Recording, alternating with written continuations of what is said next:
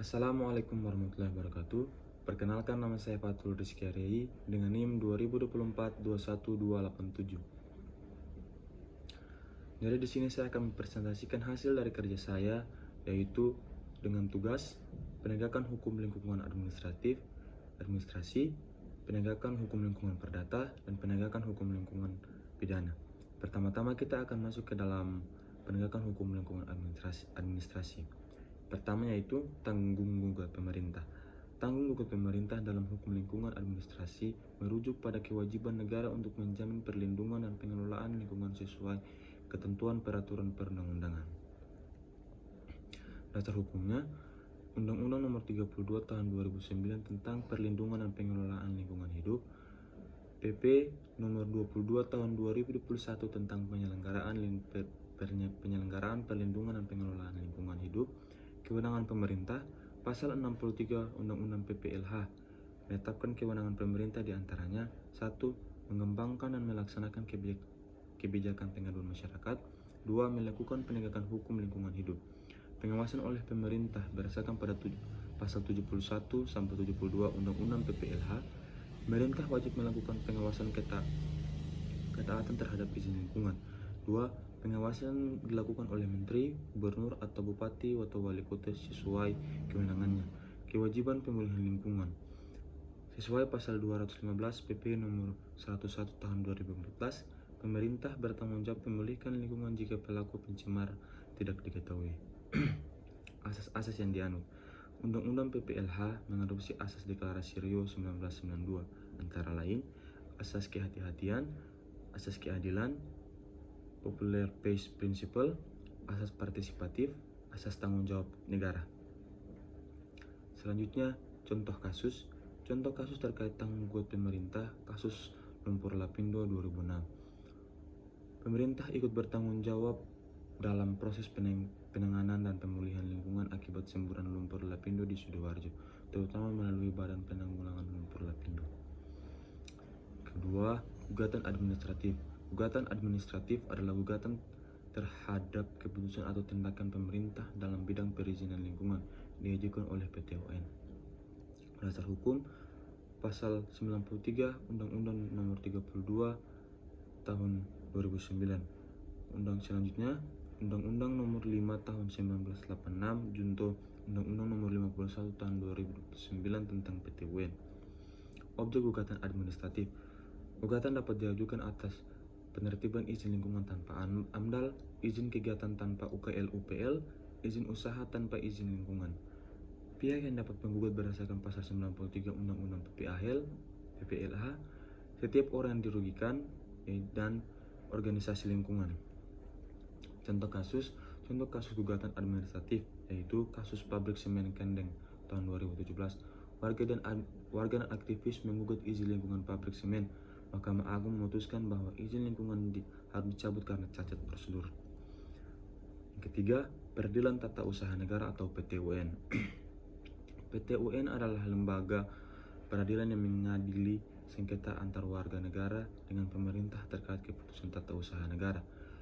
Kompetensi PT UN dalam sengketa lingkungan: 1.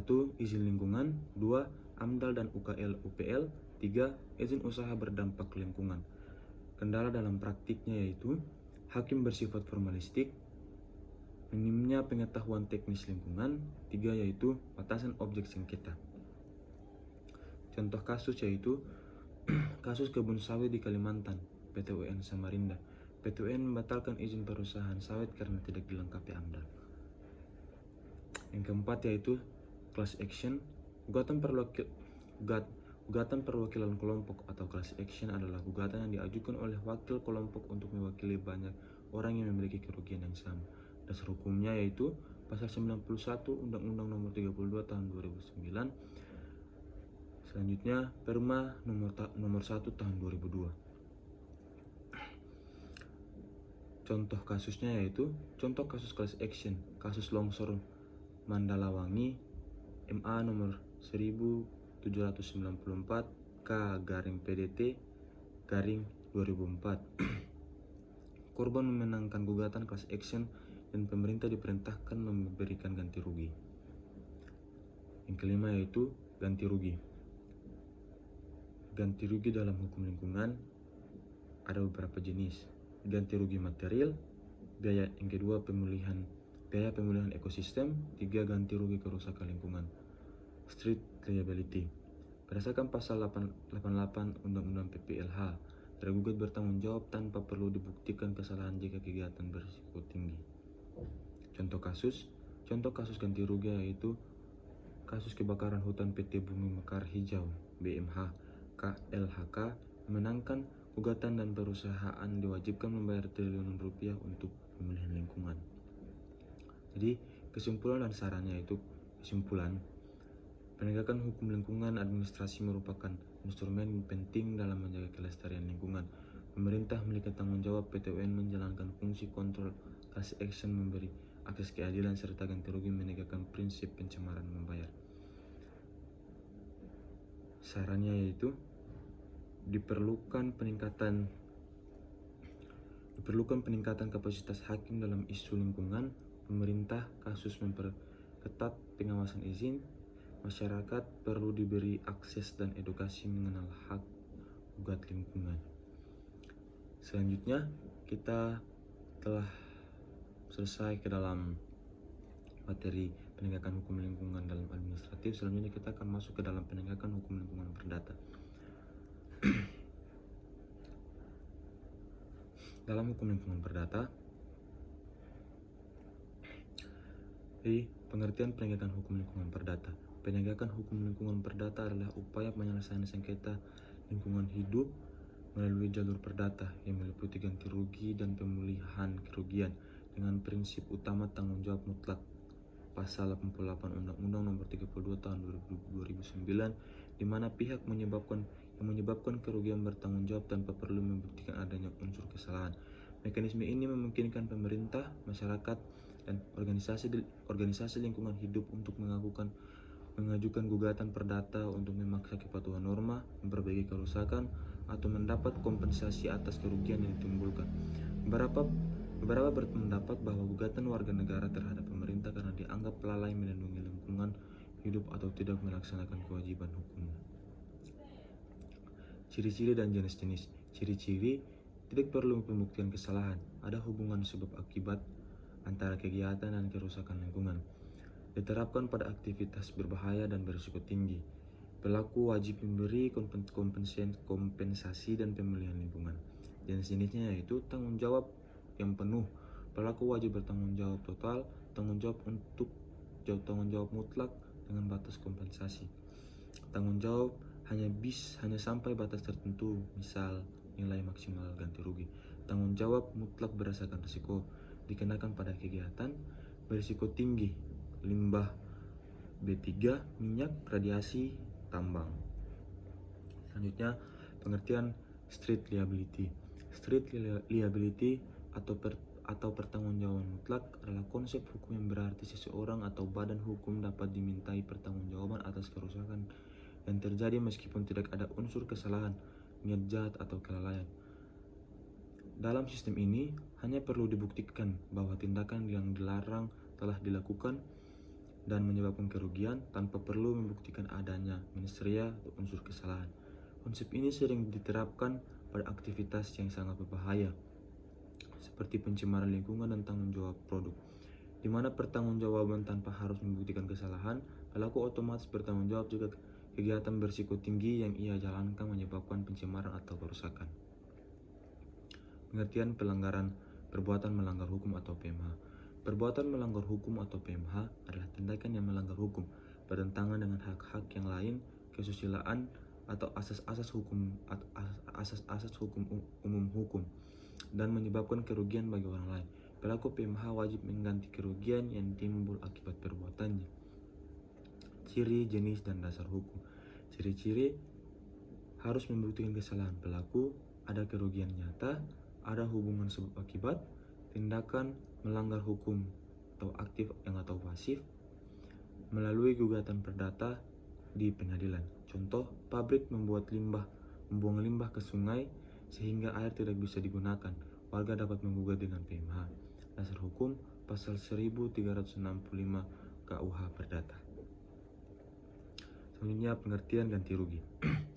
Ganti rugi adalah pembayaran sejumlah uang atau kompensasi yang diberikan kepada pihak yang mengalami kerugian sebagai pengganti dari kerugian yang diderita. Ini dapat terjadi karena berbagai sebab, seperti perbuatan melawan hukum, kesalahan dalam pelayanan publik, atau dalam konteks perdata untuk mengganti biaya dan kerusakan yang dialami oleh penggugat, di mana ini adalah kompensasi yang harus diberikan oleh pihak pencemar kepada korban akibat kerusakan atau pencemaran lingkungan. Ciri, contoh, dan dasar hukum. Ciri-ciri bisa berupa uang pemulihan ekologis atau rehabilitasi. Besaran ditentukan berdasarkan tingkat kerusakan, bersifat memulihkan korban dan lingkungan, dibebankan kepada pelaku pencemaran. Dasar hukum, pasal 1365 KUH Perdata, dasar penuntutan ganti rugi akibat PMH. Pasal 87 Undang-Undang Nomor 32 Tahun 2009, pencemar wajib melakukan ganti rugi dan pemulihan lingkungan. Pasal 90 Undang-Undang Nomor 32 Tahun 2009, masyarakat dapat menuntut ganti rugi melalui pengadilan. Contoh kasusnya yaitu tanaman petani rusak akibat abu pabrik, perusahaan wajib mengganti kerugian sesuai nilai kerusakan. Itu selanjutnya, pengertian class action. Class action adalah gugatan hukum yang diajukan oleh satu atau beberapa orang untuk mewakili sekelompok besar orang yang memiliki kesamaan dalam fakta, peristiwa, atau dasar hukum. Mekanisme ini bertujuan untuk efisiensi, menghemat biaya, dan menghindari putusan yang berulang dan memungkinkan kelompok yang dirugikan menuntut melalui perwakilan, seperti dalam kasus konsumen, karyawan, atau masalah lingkungan. Dasar hukumnya yaitu dan ciri-ciri yaitu ada perwakilan kelompok, kerugian dialami banyak orang dalam bentuk yang sama, efektif untuk kasus kerusakan massal, putusan berlaku untuk seluruh anggota kelompok, hemat biaya dan waktu. Dasar hukumnya yaitu pasal 91 Undang-Undang Nomor 32 Tahun 2009 tentang masyarakat dapat mengajukan gugatan perwakilan kelompok. Perma Nomor 1 Tahun 2002 Tata cara gugatan class action di Indonesia. Pasal 84 sampai 85 Undang-Undang Nomor 32 Tahun 2009, hak masyarakat untuk berpartisipasi, memperjuangkan keadilan lingkungan. Selanjutnya, pengertian Citizen Law Suit. Citizen Law Suit atau CLS adalah gugatan warga negara untuk mengikut pemerintah atau institusi publik atas kelalaian dalam memenuhi hak-hak warga negara, seperti hak atas lingkungan hidup yang sehat atau hak memilih. Tidak seperti gugatan perdata biasa, penggugat tidak perlu membuktikan kerugian material yang langsung dialami karena ia bertindak atas nama kepentingan publik. Dasar hukum dan ciri-cirinya yaitu penggugat tidak harus berkorban langsung, ditujukan kepada pemerintah. Selanjutnya, menyangkut kepentingan umum atau public interest. Selanjutnya, dasarnya adalah kelalaian negara, berlaku untuk kasus lingkungan yang melibatkan kebijakan atau pembiaran. Dasar hukumnya yaitu pasal 65 ayat 1 Undang-Undang Nomor 32 Tahun 2009, warga berhak atas lingkungan hidup yang baik dan sehat. Pasal 66 Undang-Undang Nomor 32 Tahun 2009, warga tidak dapat dipidana atau perdata ketika memperjuangkan hak lingkungan. Pasal 28H ayat 1 Undang-Undang 1945, hak atas lingkungan hidup yang baik dan sehat. Jurisprudensi atau misalnya kasus polusi udara Jakarta tahun 2001, CLS diakui sebagai hak warga menggugat pemerintah. Contoh kasusnya, warga menggugat pemerintah daerah yang tidak menindak tambang ilegal sehingga menyebabkan kerusakan hutan. Selanjutnya, tadi kita sudah selesai kepada perdata. Selanjutnya kita akan masuk ke yang pidana. Hukum penegakan hukum lingkungan pidana. Yang itu definisi delik material dan formil. Delik formil adalah tindak pidana yang sudah dianggap terjadi begitu seseorang melakukan perbuatan yang dilanggar oleh hukum tanpa perlu menunggu adanya akibat nyata. Fokus utamanya yaitu perbuatan itu sendiri. Contoh seperti memasuki kawasan lindung tanpa izin, membuang limbah sembarangan. Delik material adalah tindak pidana yang baru dianggap terjadi jika perbuatan seseorang menimbulkan akibat atau kerugian tertentu yang dilarang oleh hukum. Fokus utamanya yaitu akibat dari perbuatan, contohnya seperti menebang pohon mangrove sehingga menyebabkan abrasi pantai atau hilangnya habitat. Definisi tindak pidana korporasi. Tindak pidana korporasi adalah pelanggaran hukum yang dilakukan oleh badan hukum atau perusahaan melalui tindakan pejabat, pengurus, atau karyawan untuk kepentingan atau keuntungan korporasi tersebut. Ini bisa terjadi untuk mencapai tujuan atau keuntungan korporasi, dan korporasi dapat dimintai pertanggungjawaban pidana seperti denda dan pidana tambahan. Definisi penegakan hukum terpadu. Penegakan hukum terpadu adalah penegakan integrat atau kolaboratif dalam penegakan hukum di antara beberapa instansi dan pihak terkait bekerja sama untuk mencegah, menindak, dan menyelesaikan pelanggaran hukum, termasuk di bidang lingkungan hidup. Pihak yang terlibat biasanya meliputi Kementerian Lingkungan Hidup dan Kehutanan (KLHK), pemerintah daerah, polisi dan kejaksaan, masyarakat, dan badan hukum atau korporasi. Penerapan penegakan hukum lingkungan pidana dalam kasus kerusakan mangrove di kawasan Mande, Sumatera Barat. Latar belakang kasus ini bermula pada Mei 2016 hingga 2017 ketika Wakil Bupati Pesisir Selatan Rusma Yul Anwar membeli tanah seluas sekitar 3 hektar di kawasan mangrove Mande dan mulai melakukan pembangunan seperti pelebaran sungai dari 1 meter hingga 4 meter sepanjang sekitar 30 meter, perataan bukit, dan pembangunan penginapan tanpa izin lingkungan. Pembangunan ini menyebabkan kerusakan mangrove seluas sekitar 0,7 hektar, termasuk penimbunan tanah di hutan bakau dan matinya mangrove di area pelebaran sungai.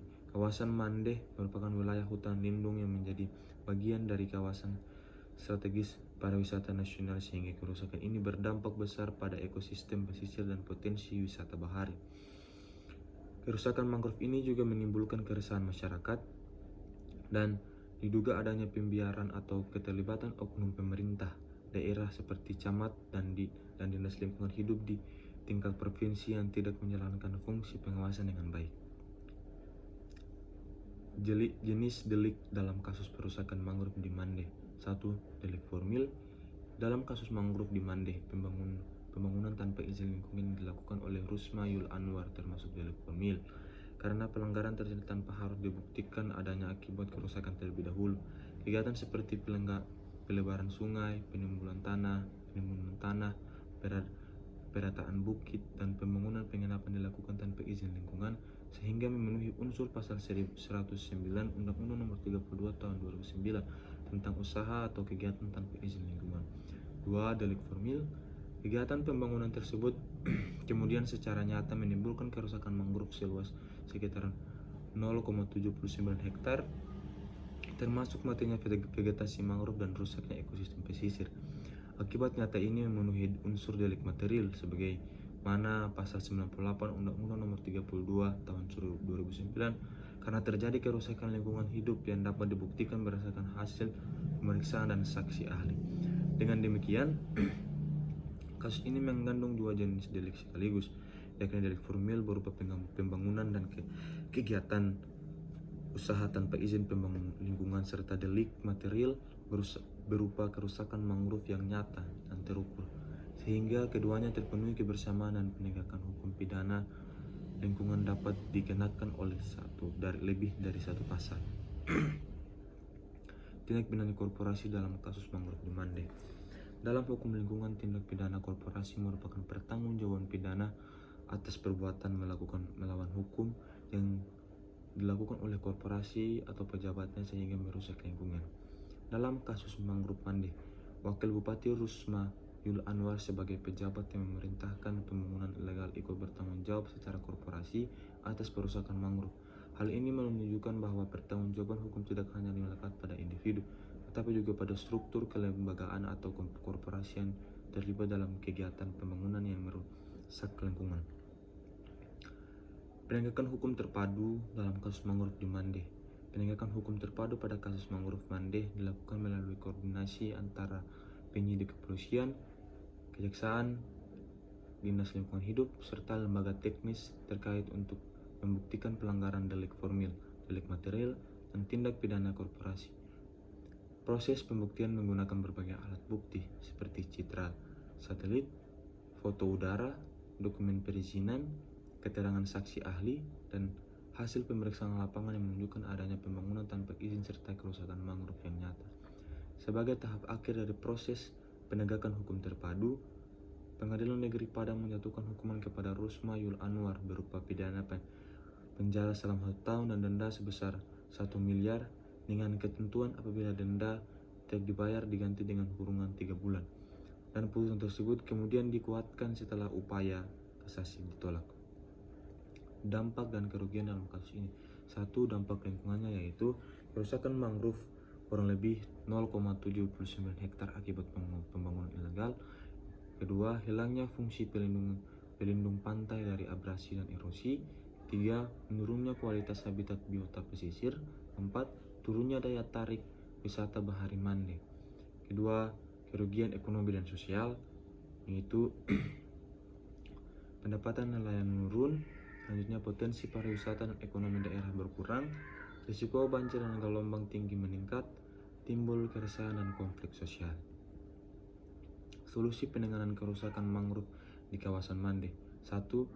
Pemulihan dan perlindungan ekosistem mangrove meliputi rehabilitasi melalui penanaman kembali mangrove di area terdampak, pemulihan kualitas habitat pesisir, penetapan zona konservasi yang tidak dapat dialihfungsikan, serta pelaksanaan monitoring rutin untuk memastikan ekosistem tetap terjaga.